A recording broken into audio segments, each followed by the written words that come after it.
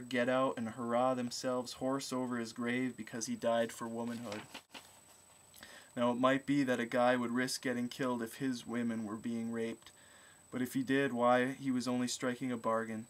He was simply saying that according to the way he felt at the time, the safety of his women was worth more than his own life. But there wasn't anything particularly noble or heroic about it. It was a straight deal, his life or something he valued more.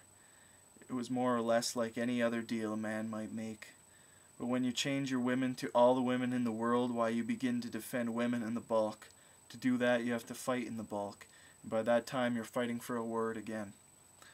When armies begin to move and flags wave and slogans pop up, watch out, little guy, because it's somebody else's chestnuts in the fire, not yours. It's words you're fighting for, and you're not making an honest deal, your life for something better.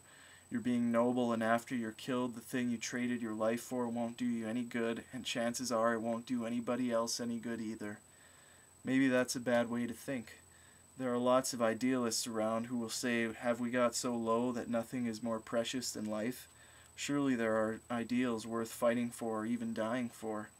If not, then we are worse than the beasts of the field and have sunk into barbarity. Then you say, that's all right, let's be barbarous just so long as we don't have war. You keep your ideals just as long as they don't cost me my life. And they say, but surely life isn't as important as principle. Then you say, oh no? Maybe not yours, but mine is. What the hell is principle? Name it and you can have it. You can always hear the people who are willing to sacrifice somebody else's life. They're plenty loud and they talk all the time. You can find them in churches and schools and newspapers and legislatures and Congress. That's their business. They sound wonderful. Death before dishonor. This ground sanctified by blood. These men who died so gloriously. They shall not have died in vain, our noble dead. But what do the dead say? Did anybody ever come back from the dead? Any single one of the millions who got killed? Did any one of them ever come back and say, by God, I'm glad I'm dead because death is always better than dishonor? Did they say, I'm glad I died to make the world safe for democracy? Did they say I like death better than losing liberty? Did any of them ever say, it's good to think I got my guts blown out for the honor of my country? Did any of them ever say, look at me, I'm dead, but I died for decency and that's better than being alive? Did any of them ever say, here I am, I've been rotting for 2 years in a foreign grave, but it's wonderful to die for your native land? Did any of them say, hooray, I died for womanhood and I'm happy, see how I sing even though my mouth is choked with worms? Nobody but the dead know whether all these things people talk about are worth dying for or not. And the dead can't talk. So the words about noble deaths and sacred blood and honor and such are all put into lips, dead lips, by grave robbers and fakes who have no right to speak for the dead. If a man says death before dishonor, he is either a fool or a liar because he doesn't know what death is. He isn't able to judge. He only knows about living. He doesn't know anything about dying. If he is a fool and believes in death before dishonor, let him go ahead and die. But all the little guys who are too busy to fight should be left alone. And all the guys who say death before dishonor is pure bull, the important thing is life before death, they should be left alone too. Because the guys who say life isn't worth living without some principle so important you're willing to die for it, they're all nuts. And the guys who say you'll see there'll come a time you can't escape, you're going to have to fight and die because it'll mean your very life, why, they are also nuts. They are talking like fools. They are saying that 2 and 2 make nothing. They are saying that a man will have to die in order to protect his life. If you agree to fight, you agree to die.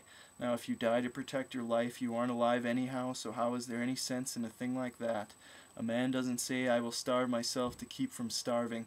He doesn't say, I will spend all my money in order to save my money. He doesn't say, I will burn my house down in order to keep it from burning. Why then should he be willing to die for the privilege of living? There ought to be at least as much common sense about living and dying as there is about going to the grocery store and buying a loaf of bread. And all the guys who died, all the 5 million or 7 million or 10 million who went out and died to make the world safe for democracy, to make the world safe for words without meaning, how did they feel about it just before they died? How did they feel as they watched their blood pump out into the mud? How did they feel when the gas hit their lungs and began eating them all away?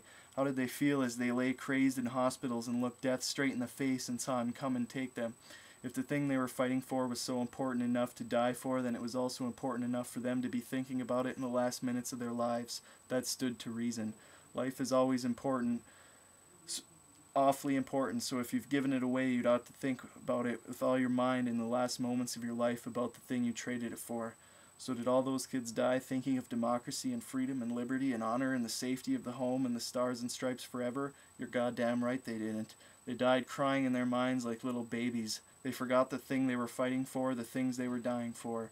They thought about things a man can understand. They died yearning for the face of a friend. They died whimpering for the voice of a mother, a father, a wife, a child. They died with their hearts sick for one more look at the place where they were born. Please God, just one more look. They died moaning and sighing for life. They knew what was important.